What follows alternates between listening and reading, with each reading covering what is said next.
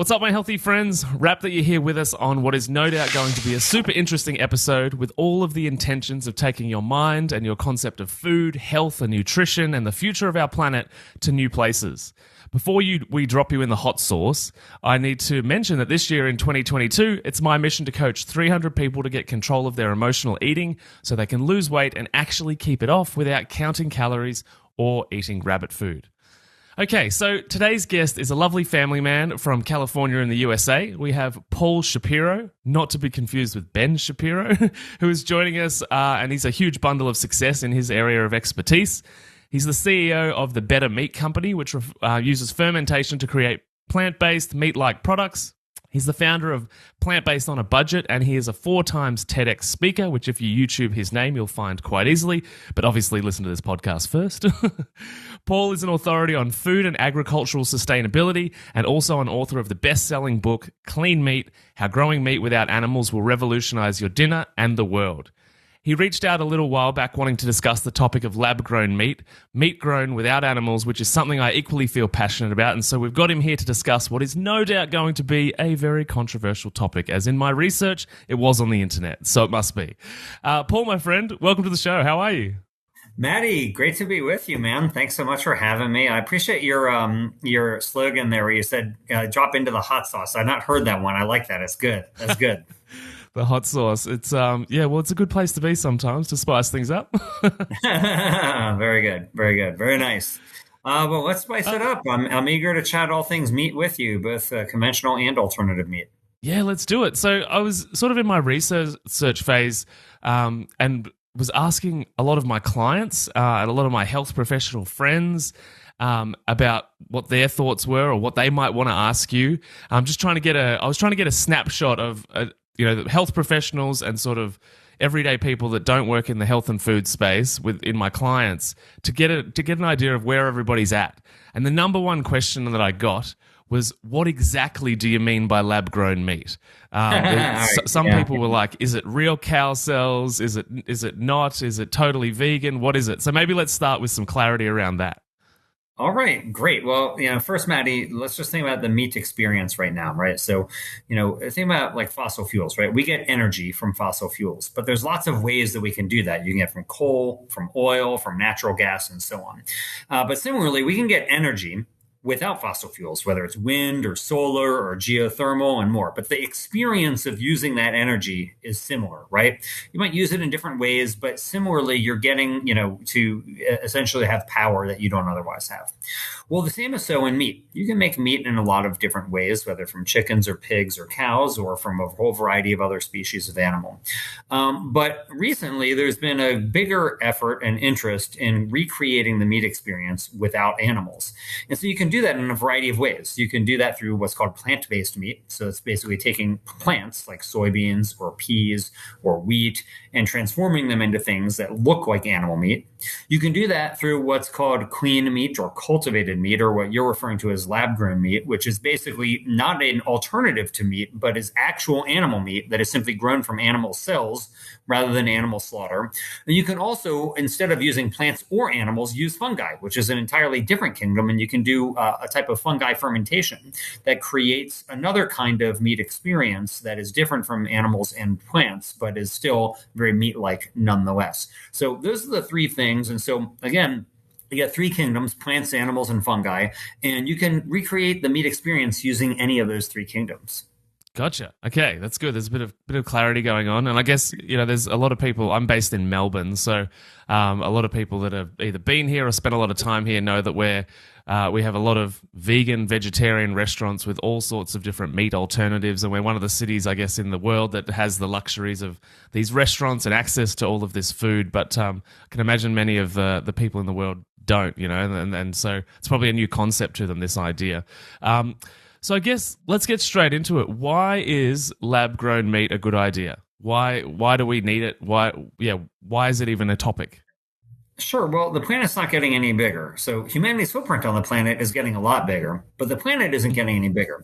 And one of the primary ways that we leave our footprint is through our food print, principally in the amount of meat that we eat. It just takes a lot of land, a lot of water, a lot of greenhouse gas emissions, and a lot of animal treatment that most people don't want to really consider in order to raise and slaughter billions upon billions of animals for food, which is what we do today. And so there's 8 billion of us walking around on the planet right now. And we're going to probably have another 2 billion of us within the next 30 years walking around. So where are we going to raise all these other animals, right? People want to eat meat. Like humanity wants to eat meat. We know that. Like, it's very clear that as soon as nations that are undeveloped start developing and they start getting more money, one of the very first things that they do is they increase their meat demand. So the areas where meat demand is increasing the fastest are places like China and India, where people are escaping poverty, thankfully, and entering the middle class. And one of the very first things they want to do is eat more meat. And so when you consider that we're going to have an even bigger global middle class, and we're going to have even more people on the planet who also want to eat meat, like we can't just cut down the rest of the forests on the planet. We need to do something differently. And so that means finding new ways to recreate the meat experience. And so the real goal of the people who are involved in this movement that we're talking about is to satiate humanity's meat tooth without animals so that we can produce all of the meat that people want to eat without having to destroy the forests, without having to pollute the water, without having to exacerbate climate change, and without having to commit so much animal cruelty. And so just as just a quick example, Matty, so the number one cause of deforestation in the world is raising animals for food. It's not just where the cows are standing on pasture land, that's part of it, but it's also growing crops for them. That also means then the number one cause of wildlife extinction is raising animals for food. But in the same way that for thousands of years, the only way we got ice was out of nature, was out of, going to lakes and rivers that were frozen and cutting ice out. Then we figured out technology that allows us to make ice, right? That we can recreate the ice experience just through human-made technology. Well, for thousands of years, we have only had one option to get meat, which is basically out of a slaughtered animal's body. Now we are creating technologies that allow us to get meat, or at least the meat experience, without having to have such a heavy footprint on the planet. And just in the same way that when what was then called artificial ice was invented, when refrigeration was invented, there were some people who railed against it. They called it artificial ice. They said it was unnatural. They said it went against God. They said it could sicken your kids. They railed against it. And now, we all have artificial ice makers in our homes. We call them freezers. We don't think there's anything unnatural about it at all. In fact, we probably wouldn't consider living without them. Well, I think in the future that, we may refer to these kinds of meat today as like plant-based meat or cultivated meat or fungi-based meat. But in the future, it might just be meat. We might just think, hey, this is now, we used to get meat one way, now we get it in another. Yeah, I think there's some issues with the ice analogy, though, because everybody can, like you said, create the ice at home themselves. Whereas we can't create lab-grown meat because nobody has a laboratory in their home. So are you suggesting that possibly one day you'll be able to cultivate, it'll be like, get the meat ready for winter, and in fall or autumn, you'll start putting your Petri dish together and you'll put it in the fridge out the back or the incubator out the back. Right. Because control over the supply of ice means that it's not tampered with, it's not contaminated, you know what's in it, even though there was some opposition in the beginning. But I suspect the opposition that we're going to see now, and I probably identify as somebody that's in opposition to it, right, is that it's in the hands of somebody else. Right. Well, yeah. So I think you're making an excellent point, but I will say, like, a freezer is a laboratory. Like, you don't know how to make ice. Like, you have no idea how to make ice. You don't know how to go get the Freon and all the other things that it takes to make ice. So you have a machine in your house that makes ice for you. And yes, I do think that in the same way that today you have people who are brewing their own beer in their house, that you will have people who are making their own meat. I don't think it's that unrealistic to consider, like, today you walk over to somebody's house and they might have a bread maker or an ice cream maker on their counter. And those are cool things. But what if they had a meat maker? Like, what if they ordered like little tea bags full of stem cells and they could make their own beef or their own kangaroo or whatever they wanted to make? I don't actually think it's that unreasonable. So in the same way that today you can get your beer from a large corporation that is a big brewery, or you can brew your own beer at home. I actually think that in the future that we will have both of those, that we'll have the big meat companies today, it's still the same big meat companies today, will be making other types of meat that don't involve animal slaughter, but there will be people who are doing artisanal meat that they're making on their own. In fact, I like to think about like going to a restaurant and they might be brewing their own IPA in the back, but maybe they are bearing their own pork, and the pig from whom the cell was taken is like living out back of the restaurant in a pen, and you can go tip your hat to the pig and go dine on sausage made from that pig's cells. Like, I think that's a pretty cool future. Like, to me, this is not about really changing necessarily what we're eating as much as it's opening up new culinary possibilities that are better aligned with sustainability. Like, humanity has to find ways to lighten our footprint on the planet. Meat is a huge part of that. But it doesn't mean sacrificial. It doesn't mean that we have to go without. It doesn't mean everybody's going to be eating beans and rice. Frankly, I think beans and rice are fine to eat. I eat them. I like them. But I realize people want meat. So let's give them what they want, but just do it in a way that causes far less harm. So, like, there's so many ways that we can take this conversation, but I want to come back to the where you mentioned like buying beer from a corporation. So, I guess we're going to go down that path first, which is the concern that if we, like, right now, everything you're saying sounds like a great idea, and it sounds like it's painting this beautiful utopia of how we're going to live on the planet with all of these different people, and it's going to be really great. But also, if a corporate entity is in control of the protein supply, like 50, 100 years from now, we've got major corporate entities. Bill Gates is buying up all of this farming land all over the world, and he hasn't done particularly many good things for humanity in the last few years with the way that he's been a part of controlling the globe with vaccines and medicine and big pharma and the money that he donates to these organizations that he gets to control.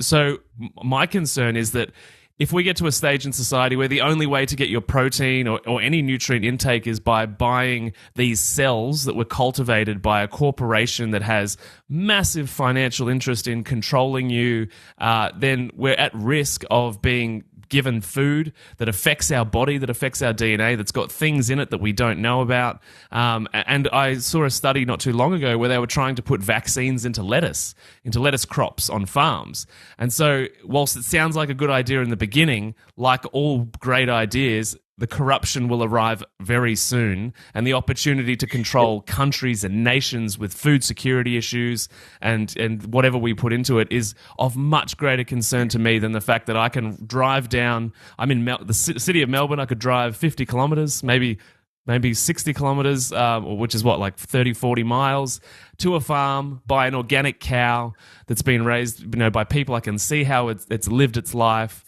And if I really wanted to, I could buy a cow. But maybe in this dystopian future, which feels after the last 2 years relatively likely, it's actually illegal to own a cow. Like, I see these as genuine possible fears of the future.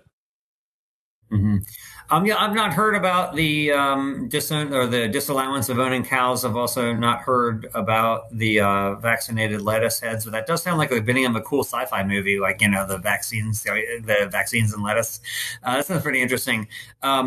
It almost like it's like how Little Shop of Horrors got started. It sounds like. Nobody's talking about eliminating the current sources of meat, right? So, I mean, even today, well over 100 years after cars were invented, like, people can still use horse-drawn carriages if they want. We still have them in most major cities. Like, people still go do it. Most people switched. You still have some people today who prefer print photography rather than digital photography. Mm-hmm. But you can't get around the fact that digital photography is more efficient and is preferred by a lot of people. You have some people who are like artisans or artists who really prefer print photography, and that's great. Nobody's going to stop them. Nobody's going to, yank them out of the dark room and make them go do digital photos. They're just going to continue doing it in the way that it once was done. And I think that people will still do that with for the reasons that you're pointing out. So I will point out, though, that the way that nearly all meat is produced today is an accurate description of how you just put it, having a very small number of companies controlling nearly all of the meat supply. That's the present day scenario. And so, like, if you don't want that, there are ways that you can get around it and do like what you just said. But that's not what most people do. Most people just buy meat from the supermarket or from fast food restaurants, and they don't think about it. They just eat it. and they like it, and so they eat it. It's affordable and they like the taste. But the way that we produce that meat, the vast majority of the meat that is produced today is produced in ways that are really not that savory. I mean, even in addition to the animal welfare problems, which are quite severe, these animals are oftentimes pumped full of antibiotics and or hormones. They oftentimes live in windowless warehouses where they're standing in their own feces. They're living beak to beak or snout to snout. They're not really ways that you would feel comfortable with, either from the perspective of the animal or from the perspective of your own health from eating that kind of meat. And so, I don't know what the stats are in Australia, but in the United States, more than 70% of the antibiotics that are used are just given prophylactically to farm animals. Like, think about that. They're not giving them to farm animals, the ones who happen to be sick. They're prophylactically given to them because they are kept in such squalor, in such overcrowded conditions, that these antibiotics help to keep them alive and to help them grow faster than they would otherwise. So, when we think about just how unnatural and unsustainable the current methods of meat production are, the idea of offering some type of meat that's divorced from the way that we currently raise animals, it seems naturally preferable to me. I'm not saying it'll be the only type of meat that is offered, but I do think it'll be an increasingly large portion of it. I think with the issue with like the horse and cart example or the photography example is that there's a political responsibility to controlling the narrative, and that's a sentence we've heard a lot of in the last few years because governments and Facebook, on Facebook you get an Instagram, and I was one of them. I was deplatformed. And so the catch is as well that if these corporations and entities in the future which control the food supply from a laboratory, not from a farm where you can actually go and see the cow, is that we're in this situation where it's prohibitively expensive to go and find a horse and go and find a cart because there's like the greenwashing of the message that like this is the healthy way, and we're gonna and as well, like the reason that healthy food is not cheap is because all of these crop farmers that produce the sugar and the grains that go towards the major things that we consume, bread, pasta, cereals, are heavily subsidized. Because a lot of and why is that? And that's the government not doing their part to incentivize the right type of farmers to produce a healthy population. So if we're in the situation where governments are, doing this, lab-grown meat is the best thing ever, clean meat is amazing, we're going to subsidize those farmers, it's now prohibitively expensive to eat real meat, which humans have consumed for a millennia, depending on your belief system of how long we've been here. Right. So first of all, I agree with you. I think the agricultural subsidies, at least in the United States, I don't know what they're like in Australia, but at least in the US, they're totally screwed up. But one of the more subsidized products is meat. We should be eating more fruits and vegetables, and those are not what are receiving the lion's share of the subsidies. Those are really, going to the crops that are being grown for livestock feed, like corn, which is, primarily used for livestock feed. So I agree that we need to get subsidies more logical, but that would mean, essentially creating a little bit more instability in what meat prices have been for some time. Now, I don't dispute that humans have been eating meat for thousands of years. I think that's very self-evident. However, the experiment that we have been running for the last 70 or so years with factory farming of animals is not what we have been doing. We have selectively bred animals. Just take chickens as one example. Nearly all of the chickens who are consumed, both in Australia and the United States today, have been genetically selected to grow so big, so fast, that most of them can't even take more than a few steps before they collapse underneath their own bulk. Again, they're living wing to wing in windowless warehouses in their own feces. They're usually pumped full of antibiotics. This is not a conventional way that animals have been used for food. And so but it does make meat cheap. When you factory farm animals, you do drive down prices. And so the concern that you're raising, Matty, that, these technological advancements are going to render the old fashioned ways of producing meat more expensive, that already happened. Right now we have factory farm meat that represents nearly all meat that is sold in the developed world. And the type of farming that you're talking about, you drive down 50 kilometers down the road to see a cow, that's less than 1% of meat production, really. And so, this has already happened. And so the question is, what do we do about that 95+% of meat that's coming from these factory farms, and people could continue eating it, but it will put us on a civilizational crash course here. Like, we cannot keep on producing meat this way. It is far too taxing to the environment, and we just, we can't sustain it. Like, maybe if we were a population of billions fewer people, but we're not. Population is going up in the next 30 years, not down. Per capita demand for meat is going to go up, not down. And so we got to find ways that we can, just in the same way that we need to divorce cars from fossil fuels by, going electric, we need to find ways to divorce meat from the slaughter of animals. And it won't mean that all meat comes from that way. It just means that we will be displacing some of this factory farm meat with a product that is a lighter footprint on the planet. Yeah, yeah. As you were talking there, I was thinking, so the reason that I left my job as a scientist in Western medicine is because I was fed up with the idea that we were not focusing on the cause of disease, and it was looking for problems that we can temporarily band-aid and continually profit from. And that's a general comment, obviously, but in most chronic disease instances, that's the operation of the way that a hospital functions, and because it's the pharmaceutical company as a business.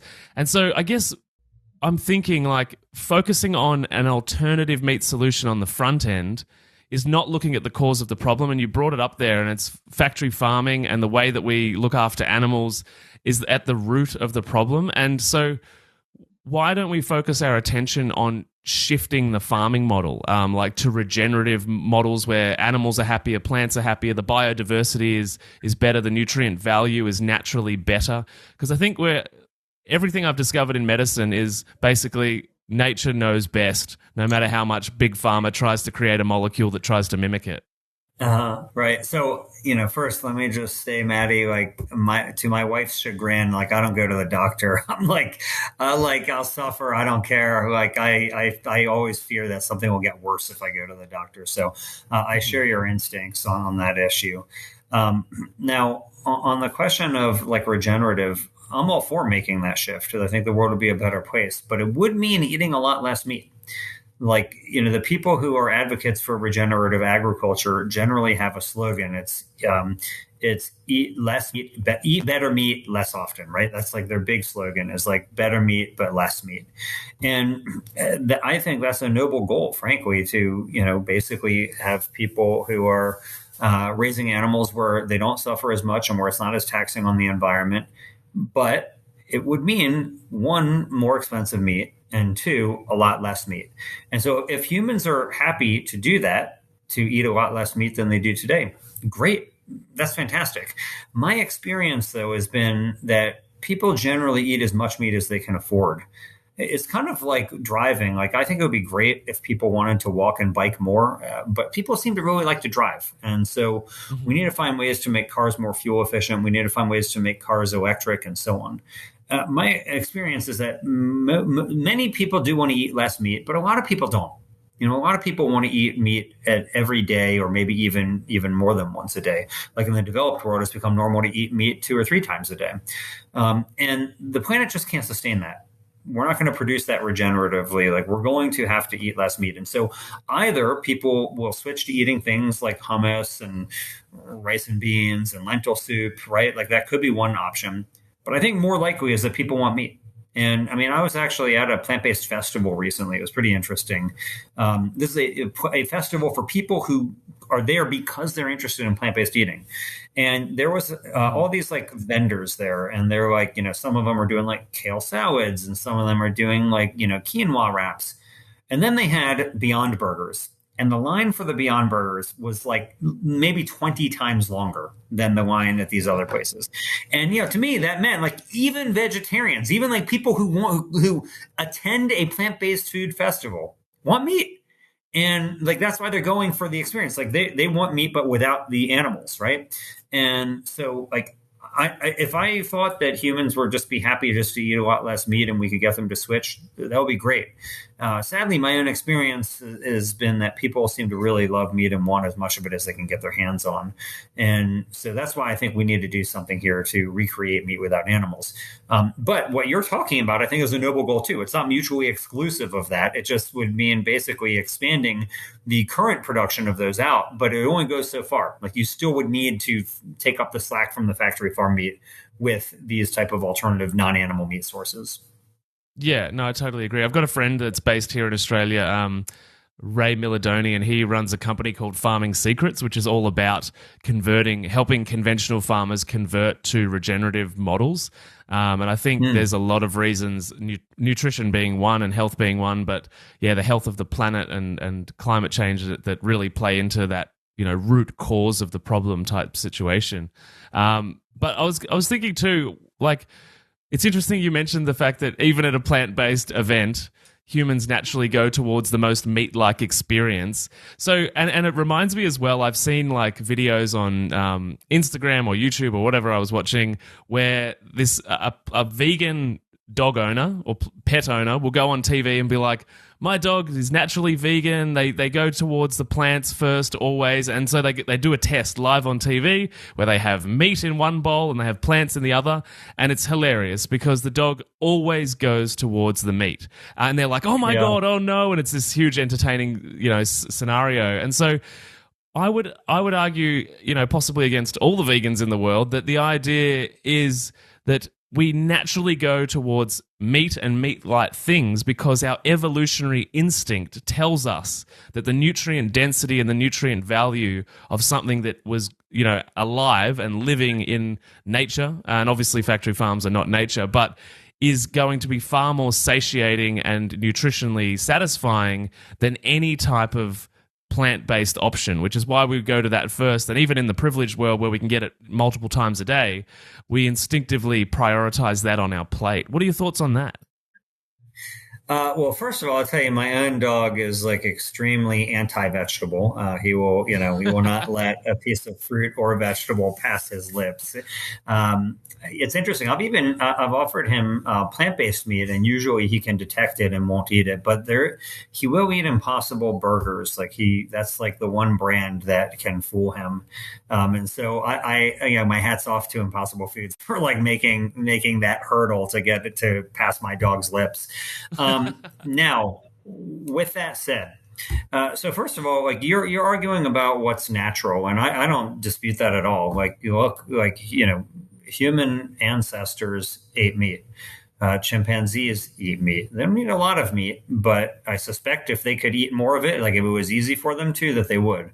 Interestingly enough, gorillas don't eat any meat at all. Like if you think about our closest ancestors, which are chimpanzees and gorillas, gorillas don't eat any meat. Like they don't eat meat ever. Like so-called prey animals will walk in front of them and they do nothing. They're herbivores. Whereas chimpanzees do eat meat in the wild, although not that often. But it's pretty clear. You don't see a lot of tribal societies out there that are living herbivorous lives, right? They're called hunter-gatherers for a reason, because they're hunting animals and they're gathering plants. Yeah. So I don't make the argument that this is, let's say, like natural per se. But I think a lot of the things that we do aren't natural, like air conditioning, talking over video, email, like driving, flying, like all of these things are unnatural. So I'm more concerned about how do we coexist on this planet with the other species on this planet without destroying everything. And my fear is that we are going toward a cliff, and that one of the biggest reasons, not the only reason, but one of the biggest reasons we're going to the cliff is because we are factory farming tens of billions of animals a year in conditions that are completely inhumane and unsustainable. And so if we can satiate the meat tooth that we have, and I admit that we do have it, without doing that, or with raising dramatically fewer animals, I think that's pretty good. And so, I'm less concerned about what's natural as much as I am concerned about what is the right thing to do in order to maximize our chance of success as a species and as a planet. And so, it's very clear to me, that we need answers to the problems that we have. And, again, more than 9 out of 10 of the animals who are eaten in the first world, in places like Australia and the United States, they're not coming from anything that we would consider a natural system. They're coming from systems that most people don't even want to hear about, let alone would they be comfortable visiting. And so we kind of crossed that bridge a while ago as to whether we're going to produce meat in a so-called natural way. But if there were fewer of us, maybe you'd have people just hunting and gathering and do it the way that we did for hundreds of thousands of years. But now that we have 8 billion of us, we need some solution.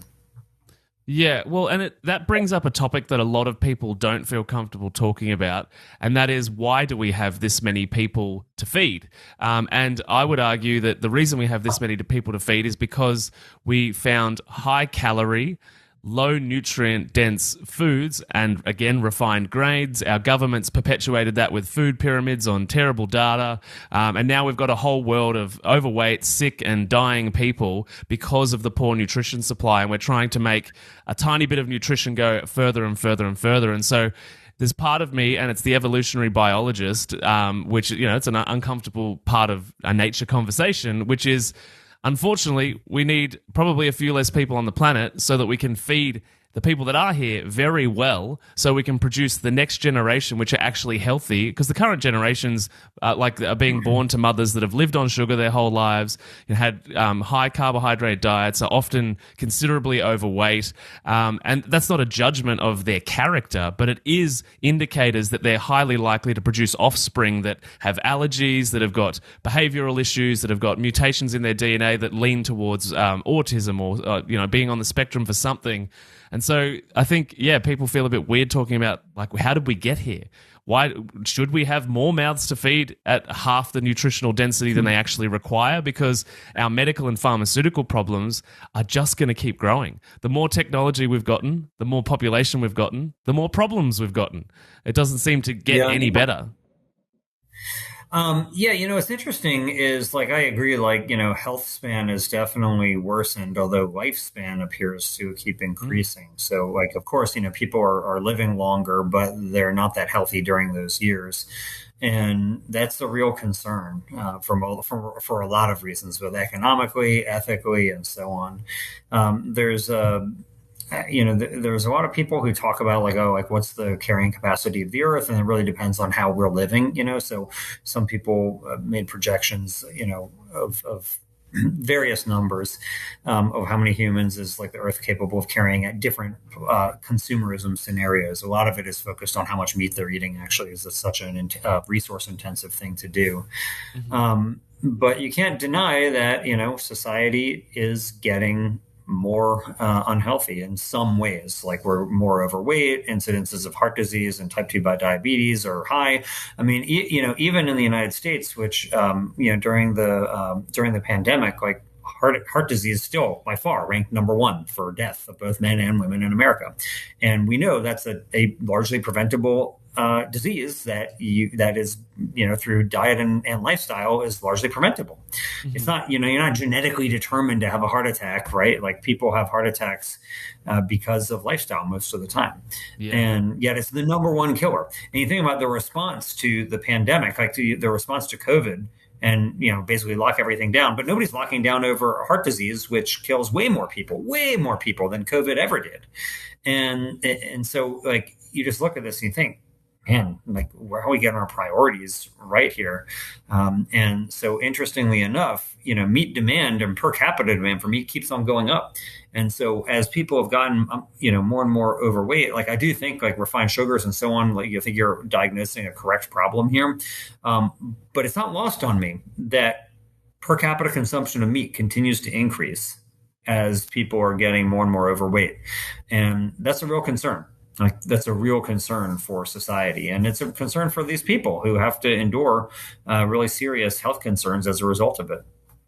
Yeah, no, it is, and it's scary because it's becoming normal to be that way, and I would say it is normal to be that way now, and to be healthy a healthy body weight, it's you're the odd one out. Oh yeah, in the U.S., it's now more than 2/3 of Americans are overweight. Yeah.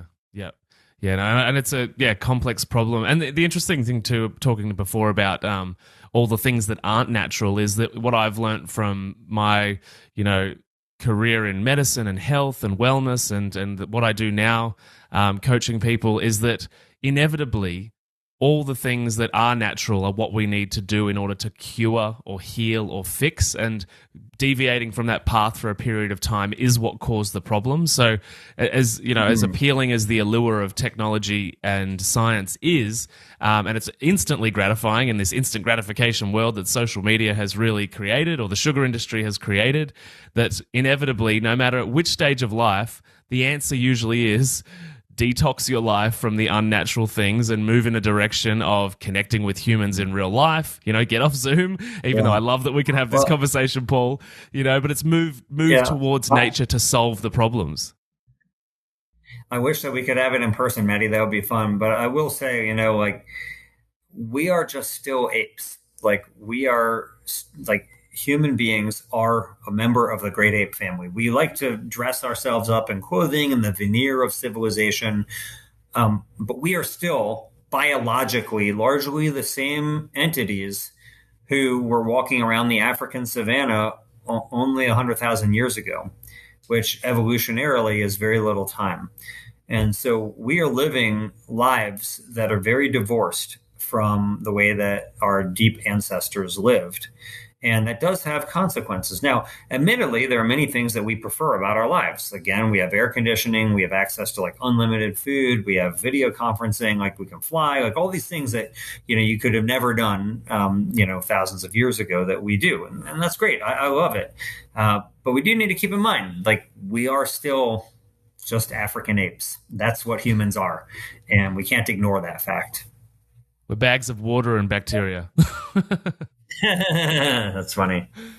You mentioned the Impossible Burger and the Beyond Burger. So I guess, you know, a really common concern from a nutritional perspective is that a lot of those meat alternatives have so many chemicals and isolates and compounds in them that at the end of the day, actually eating just beef would be a healthier option than these unnatural chemicals that go into producing these foods. Is the idea of lab-grown meat, in theory, that it is just beef? A few things. So first of all, yes. So with cultivated meat, they are cow cells. Like, that's what the product is. I do want to just defend the Beyond Meats of the world for a moment, though, because sure, they have multiple ingredients. It's not one single ingredient. But, you know, to get beef, right, like you see on the ingredient deck only one label, but the cows are fed a lot of different things. And they're oftentimes given antibiotics and growth hormones, and that's not on the ingredient label. But it is in there. It's just not on the ingredient label. In the case of a Beyond Burger, though, most of the ingredients are things that you would recognize. Not all of them, but, you know, the key ingredient is basically pea protein. So it is an isolate. You're right. It's not whole. It's not made out of whole peas. And don't get me wrong, whole peas are healthier for you than an isolate. I don't doubt that for one second. But, you know, it's not that crazy, right? And the Beyond Burger does have less saturated fat than a regular burger. It has no cholesterol whatsoever. And it uses 99% less land than a conventional burger does to produce it. And so, like, you start thinking about, okay, well, you know, it's not health food, right? It's not, you're not getting something that if you go to the farmer's market, like what you're going to get there. But it is better for you than a conventional burger, I think. And it's much better for the planet. And we can't ignore that it is just a dramatic improvement over land use, water use, and so on. And I don't think that we should ignore the effect on the animals either. You know, we raise these animals in conditions that most people would not feel comfortable with. And so there are advantages. So I'm not claiming this food is like a superfood or a health food. I am claiming, though, that compared to the conventional meat that is sold today, it is an improvement. Yeah. And I would agree with you in the sense, like, yeah, there's a lot of things that go into factory farming and factory farmed animals that we are unaware of, hormones, vitamins, vaccines that are injected. And it's a really good point to raise that, yeah, you don't see all of the things that are added in to that particular animal. However, we're lucky in, I guess, Australia in the sense that we have access to hunted food. So kangaroos, like almost 10 million kangaroos a year are culled basically for being a pest to farms. And so, like, a lot of that meat is 100% natural, which is really exciting. And I think, you know, like, if you can be a part of a group of people that go hunting, or whether you are connected with someone that can go hunting, whether it's elk or moose or whatever it is, moving towards those real food animal sources that lived and grew in nature are going to be much, much better for you. And I eat a lot of kangaroo myself, and interestingly, so does my cat. But wherever possible, going towards naturally hunted meat to avoid all of that, toxic crap that goes into factory farmed animals just to keep them alive in a really unnatural, unhealthy environment. I totally agree. Like, that should be a priority over, eating those foods. Right. Yeah. So, I don't doubt that that type of meat is healthier to consume than the conventional meat. But there's not enough wild animals out there for the 8 billion humans who exist to survive on hunted meat.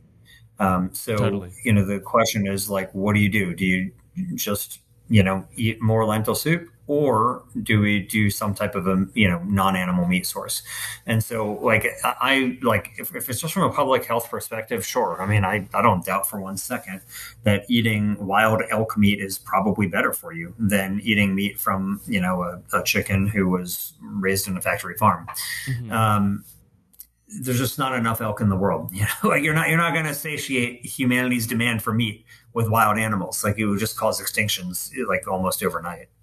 Yeah, no, and I would totally agree, which is, I guess, why I sort of round out to that, why do we have this many humans on the earth? And I guess there's possibly some things to consider in the sense that we have an aging population. The more educated and privileged it seems a nation gets, the less and less their children are having babies. My generation particularly is, I know a lot of people that are not having kids, both men and women, and it's a conscious choice. No. I'm one of them. My wife and I have no desire to have kids. We have a dog. We're very content, and maybe we fall into those categories that you're mentioning. But me too. I'm very content to live my life without any human offspring. I can assure you. But one of the ways that is pretty interesting, like if you look at demographic changes that do seem to reduce fertility rates. So if you want to see population lower to something more sustainable, is basically women's education. Like, the places where you have the highest birth rates are places where women either are prohibited from getting an education, or for whatever reasons they just don't get very much. They're living in places like the highest birth rates in the world are places like Nigeria. And so it's not that women don't. It's not that women want to have 6 kids per woman, which is in some of these sub-Saharan African countries. That's the fertility rate, is 6 children per woman. It's not that they want to do it. It's just that they don't often have access to either the contraceptives or the social license to be able to control their own reproductive destiny. And so there are organizations out there that I support. One of them is a charity that's called Pathfinder, which works with women in developing countries to empower them, both with education and with access to contraceptives. Now, it's not just an issue for the developing world. This is an issue in the developed world where we consume way more. So, like, on a per person basis, the footprint of the average Australian or American is dramatically higher than the footprint of the average Nigerian, let's say. Mm-hmm. So it is both a numbers issue and a per capita consumer issue. But overall, I do think that it's a particularly effective thing to try to improve human society, to promote women's empowerment, especially in countries where it is very in great need, like places that are nowhere near the type of social equality that exists in a place like America or Australia. Not that those countries are perfect by any means, but compared to some of these other countries, there's still, it's definitely a place where you'd rather be. Yeah, no, thanks for sharing that. I think that's fantastic that you're involved in those organizations, and I guess from a functional standpoint, any family that has more than 2 kids, basically, like the health, and there's plenty of studies around that, the health and the physical structure of that living being for every single child you have deteriorates. And the shape of the jaw changes, like the shape of the face changes, it gets less and less functional. The youngest one is likely to have the most amount of injuries.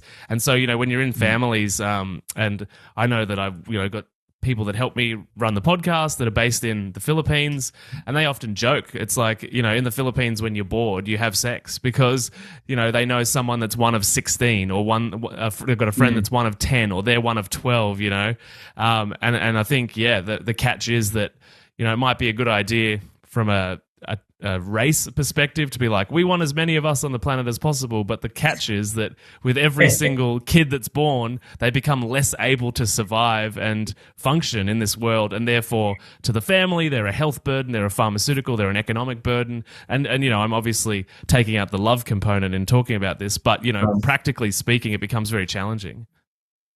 Yeah, I mean, look, it's very well established that one of the fastest routes to escape poverty is to have some type of reproductive control so that you aren't burdened with, let's say, 6 children, right? So, of course, I'm sure these parents love all 6 of their children.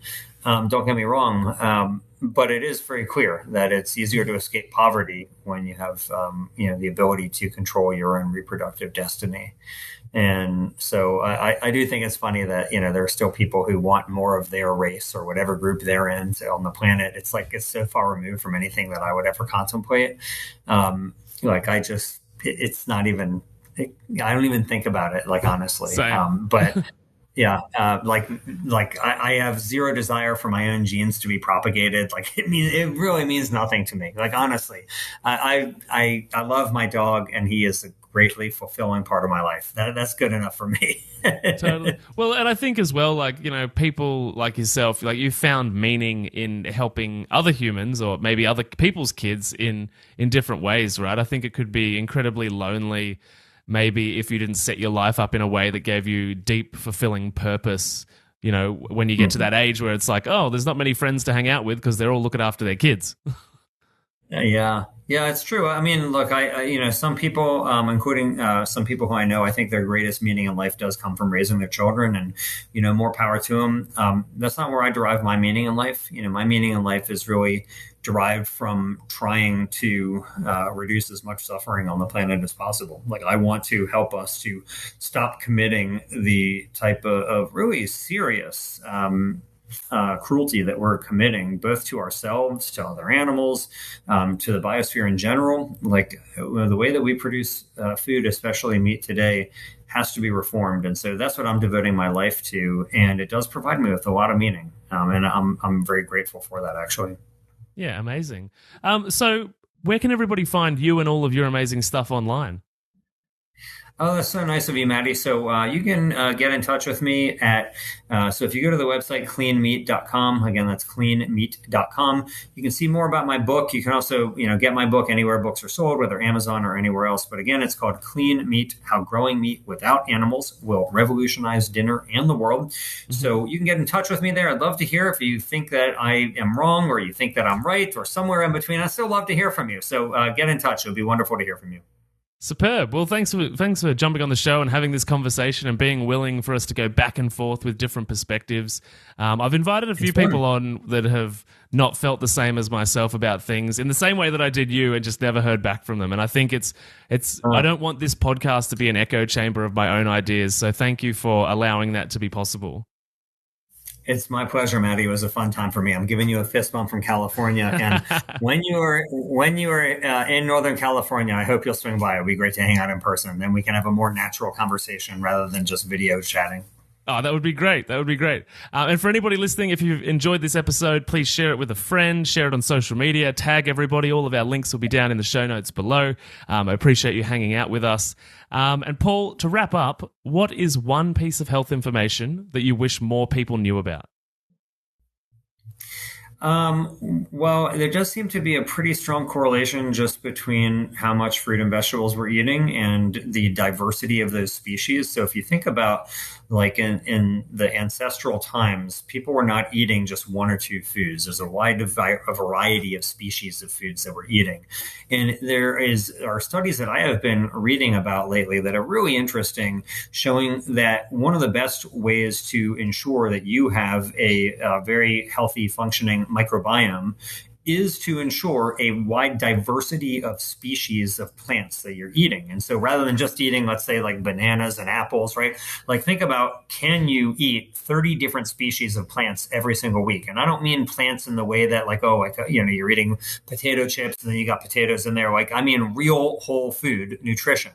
And so I've taken this commitment on to see if I can do this, to eat 30 different species. And I don't mean like, oh, a purple carrot and an orange carrot, like actually real different species of plants.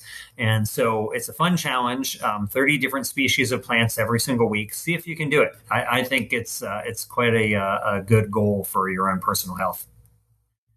I totally agree. That microbiome diversity is going to help everybody. Yeah. Cool. Awesome, Paul. Well, thanks for hanging out. I appreciate it. And we'll catch you really soon. Thanks, Matty. Thanks again. It was a fun time.